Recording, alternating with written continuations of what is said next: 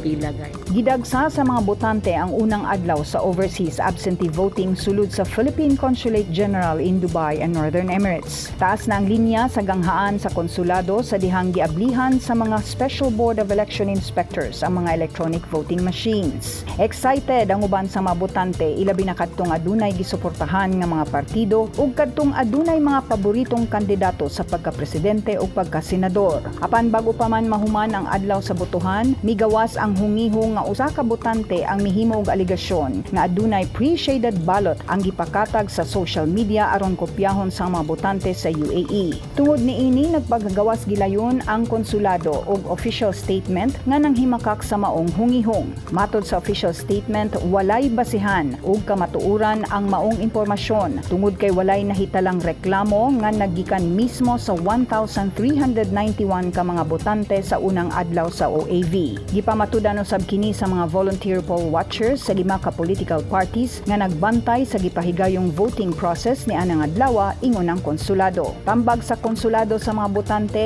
nga kun adunay mga irregularidad nga ilang naobserbahan sa ilang pagbotar, ipahibalo dayon kini sa mga poll clerks ug election officers. Dugang pa sa konsulado ang pagpakatag og mga alegasyon ug mga impormasyon sa social media ug messaging applications nga dili beripikado sa mga otoridad ug walay kamatuoran ginadili sa balaod sa UAE. Busa kinahanglan nga likayan kini sa publiko. Henry Benis Makahilo, Newsline Philippines. Stay safe.